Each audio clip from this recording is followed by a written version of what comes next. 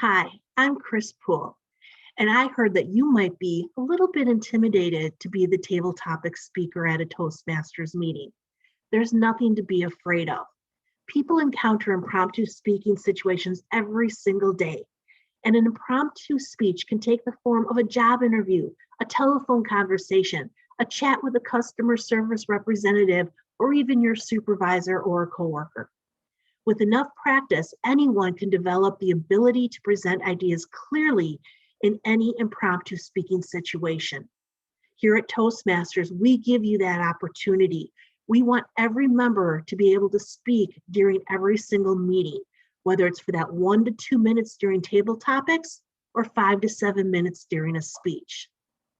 I understand sometimes you are a little bit intimidated when you get called upon to be the table topic speaker, but I'd like to share with you a couple of different ideas, or if you want to think of it as a formula to help you be better prepared and confident, even when you cannot anticipate the question's content.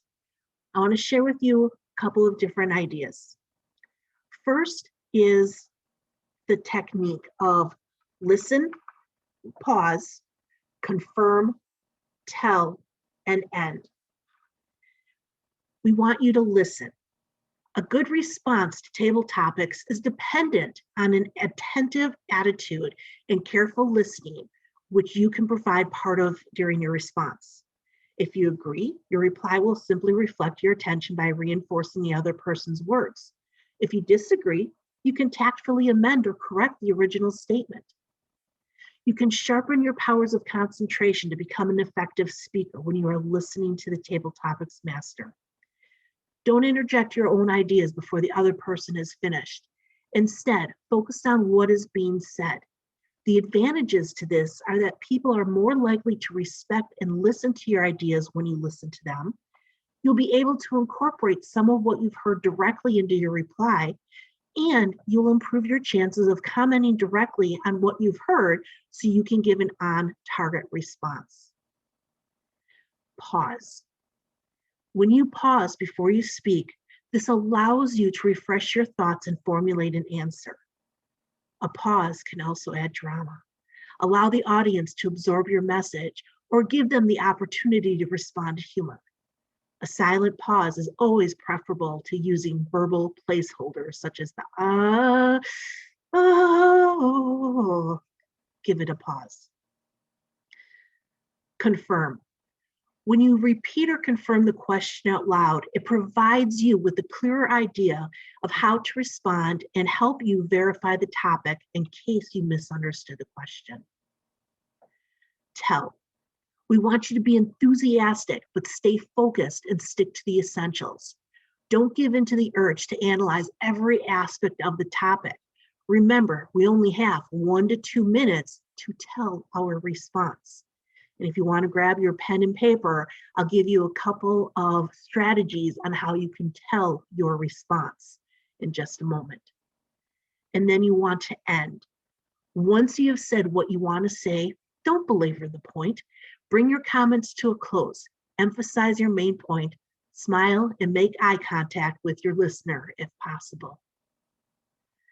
Now we want to select a strategy.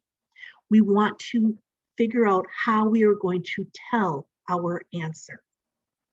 There are a variety of different ways that we can do this, and each one has its own pros and cons of how you're going to answer or why you would use it. First, you can outright express your opinion. Yes, I agree with that statement, and this is why. No, I do not agree with the statement you just gave, and this is why. You justify your opinion with a supporting statement. You can identify 1 or 2 key components within the question as it was posed to you and give an explanation of that information. You can use a technique called the past, present, and future. How you utilize this?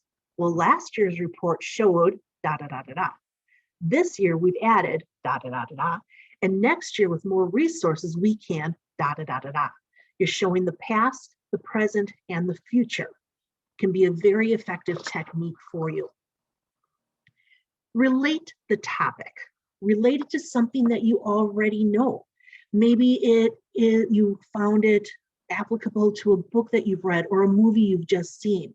Maybe it's a trending news item, something at work, or it triggers a memory from your childhood, or there's a personal interest. Find that relationship, and that is a way that you can answer the question from the Table Topics Master. You can use a cause and effect. State the situation and then discuss its causes and eventual consequences. Another effective way to answer a question. You can break the topic into different components and discuss each component individually. You can, this is the best one.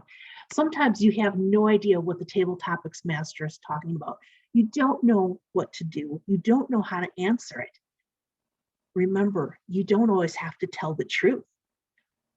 That can be an interesting one when you are given the situation where you have no relevant history to that question. You can't make a connection. Go ahead and lie. Politicians do it all the time. And if you are really truly stumped by a question, turn it around. Well, I understand that you're asking me about the history of the dollar bill, but I really would like to go and talk about the history of the stamps that the Postal Service uses, because that's a hobby that I truly enjoy. Turn it around to something else that you can answer. Remember, this is a 1 to 2 minute extemporaneous speech. You want to have an opening, you want to have a body, you want to have a conclusion in 1 to 2 minutes. We want to go for the green because the green comes up at the 1 minute mark. We want to stop at the red at the 2 minute mark. You can do this. Remember, you are confident. Remind yourself that pausing is okay, and restating the question will help you be steady in your response. Be brief. It's always easy to stray off topic and begin repeating statements, adding new points, or backtracking. Stick to the main points to your answer. And of course, we want to be sincere.